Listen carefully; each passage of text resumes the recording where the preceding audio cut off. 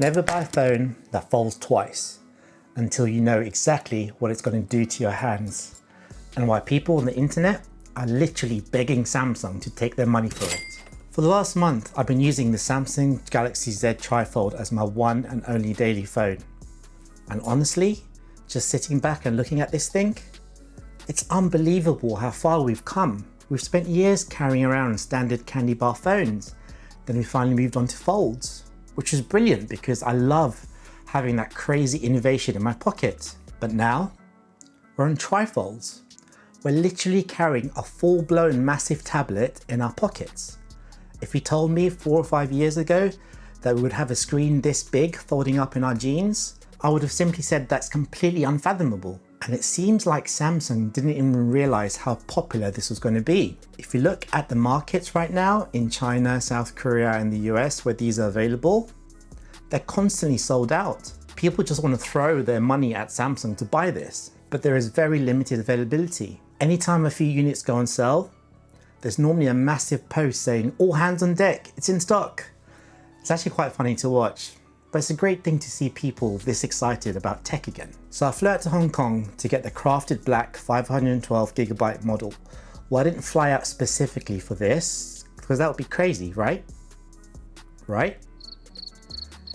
Anyway, if you haven't seen that unboxing, I'll link it in one of the corners right now. My version has dual physical SIM cards and no eSIM, unlike the South Korean version. But it runs the global software perfectly. We're talking Google Apps, Gemini integration, right out of the box. But after 30 days of real, everyday use, is it actually worth the hype? Or is it just a really, really expensive experiment for Samsung and us? Let's get into it. Let's get straight to the physical hardware, because this is where things get genuinely fascinating. The Galaxy Z Trifold is a device of absolute extremes. When folded up, there's no hiding it. It's one of the thickest and heaviest phones you can buy. It weighs in at a massive 309 grams. This is before any case. To put that into perspective, picking up the iPhone 17 Pro Max, which is already a hefty phone at 233 grams, suddenly feels like picking up a feather after holding this. Sitting in your pocket, the Trifold honestly feels like you're carrying a small gold brick. I exaggerate, but you get what I mean. And at 12.9mm thick when closed, it is noticeably chunkier than the recent crop of standard dual foldables, like the Honor Magic V5, which sits at a crazy 8.9mm, or the Huawei Mate X7 at 9.5mm. But the second you unfold this device pulls off an absolute magic trick. It transforms from a heavy pocket brick into one of the thinnest tablets on the planet. And this is where the genuine awe hits you. You take a device that feels so incredibly dense, unfold its 3 panels, and suddenly you're holding a massive 10-inch display that drops down to impossibly thin 3.9mm thin. It actually beats the thinnest foldables out there. The unfolded Magic V5 is 4.2mm, and Mate X7 is 4.5mm. The engineering required to do this is just mind-blowing. You're holding a fully functioning computer, a massive battery, kind of, and a gorgeous screen that is literally as thin as the USB-C port required to charge it. It defies physics. Going from something so heavy and thick to a piece of tech that feels like a razor-thin pane of futuristic glass, it's an absolute experience that honestly never stops being so impressive. But here is the catch that nobody's talking about. The corners on this device are quite sharp. And I don't mean in one mode. When you're holding it in phone mode to send a quick text, or when you're gripping it with 2 hands in tablet mode to watch a video, those sharp corners dig right into your palms. It's fine for a few minutes, but it can get really uncomfortable after a certain period of time. You find yourself constantly doing hand gymnastics just to give your palms a break. And the physical quirks don't stop when you put the phone down. Because of the camera bump on the back, when this is laid flat on a table, whether it's on phone mode or tablet mode, it doesn't sit flush at all. If you tap the corner to open an app, the whole thing just seesaws back and forth. Now, we have to talk about the screens, because that is the entire reason you buy a tri-folding phone. Yes, obviously there are 2 creases this time instead of 1. I know people stress about the crease, so let me give you the honest truth. Unless the actual light shines on the screen in a very specific way, you honestly don't notice them. Samsung has gotten so good at making these hinged mechanisms that we're almost at a place where the creases are going to be entirely invisible. You do notice them, however, when your fingers slide over the screen. Hitting those little speed bumps as your thumb moves around is a reality of the device. But I don't think it's a big deal. To be totally honest, when you're using the phone at night, in bed or outside during the day, your brain just filters it out. When you're actually focusing on the screen itself to watch a movie or read an article, you're not going to notice the dips at all. So with a phone that costs you this much, you expect top tier cameras, right? Let's break down the camera situation, especially when you compare it directly to the brand new Galaxy Z Fold 7, which came out a few months ago. When you look at the back of the Trifold, you're hoping to get a top tier triple camera setup, right? Samsung gave the Trifold a massive 200 megapixel main shooter. In low light, it gathers a ton more detail. You get a crisp 2x crop that behaves just like an optical zoom, but it's digital. Next to that, you only get a 12 megapixel ultra wide lens for big group shots and a 10 megapixel telephoto lens with a 3x optical zoom. Because the phone is so impossibly thin, it doesn't have the crazy periscope zoom of the big, thick slab phones. So zooming all the way to the moon isn't going to look great. And for your selfies, both the cover and inner screens use normal 10 megapixel cameras, making video calls super clean. I'm not too impressed with the selfies, to be honest. But here is where the Trifold entirely flips the script. The true magic of this camera isn't just the lens, it's the massive screen attached to it. When you take a picture of your friends and you instantly open up a 10-inch display to show them the photo, their eyes just light up. There's a real joy in taking a picture and instantly viewing it at the size of a printed photograph, right there in your hands.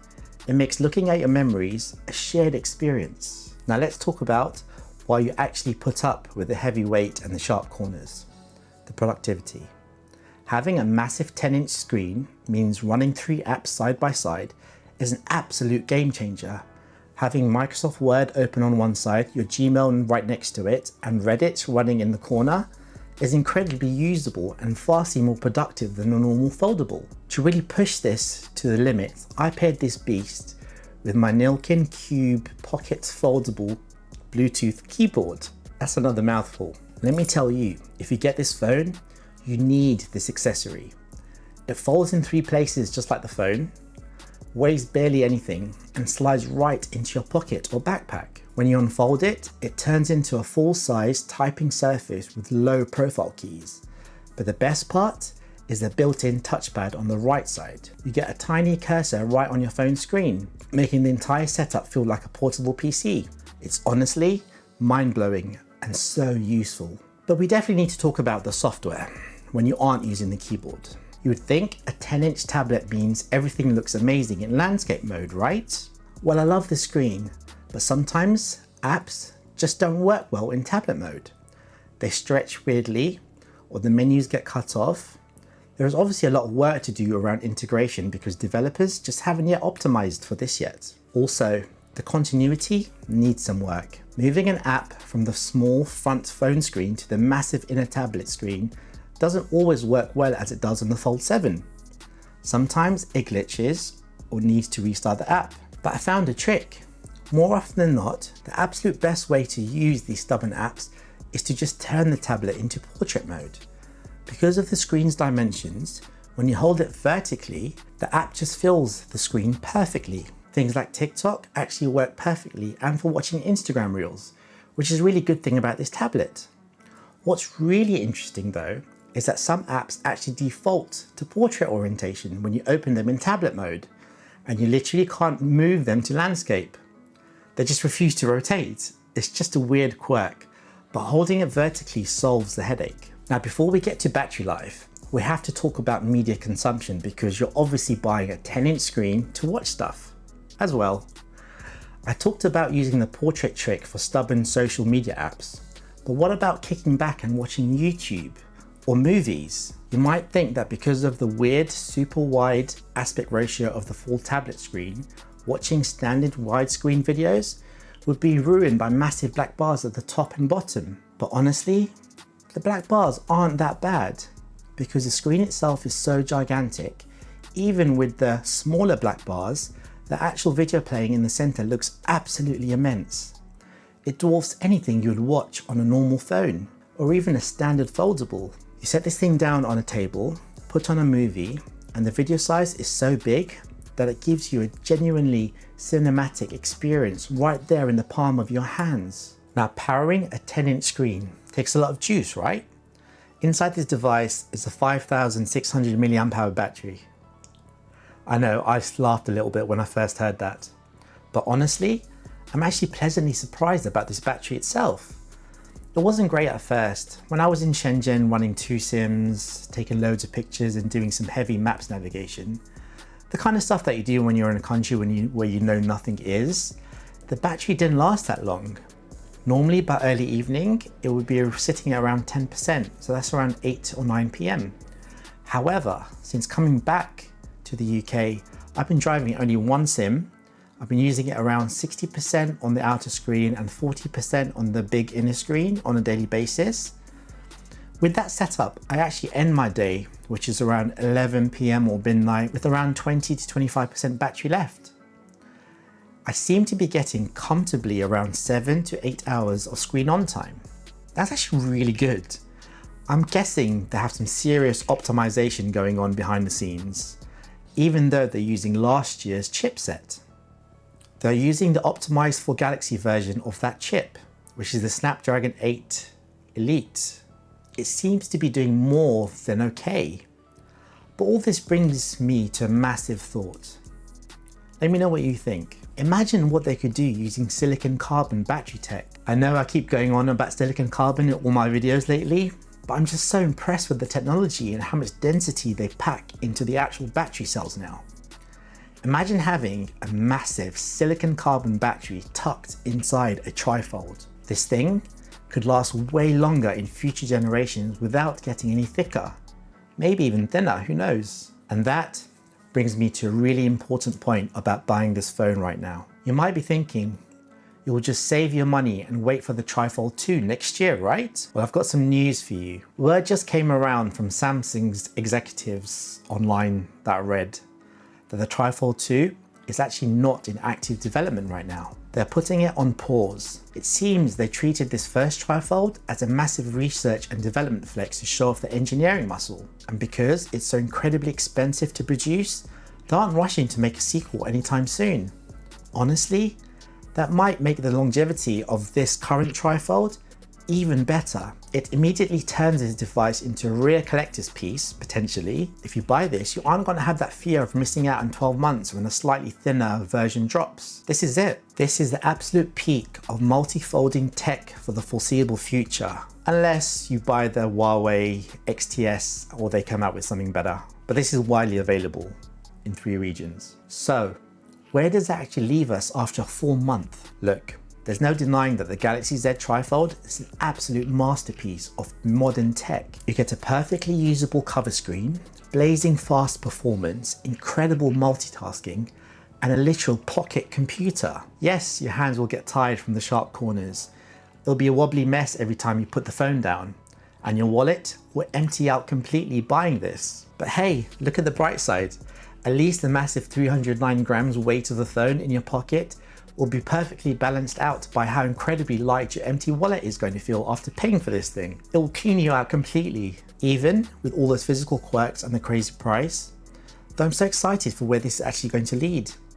But only if developers and Samsung continue to work on this thing to continually add new features. Like there's no S Pen support on this thing. The battery probably could be better, although it is good right now. But it's genuinely exciting what they can do with this thing. I hope you found this video helpful. If you have, make sure you subscribe and hit the like button because it genuinely helps the channel. And if you want to see how the Xiaomi 17 Ultra completely deleted the camera button to do something wild, click on the video right on the screen. But thanks for joining me. I'm Maz, and this is MazTechCentral, where I like to keep tech simple and accessible for everyone. Catch you in the next one. Take care.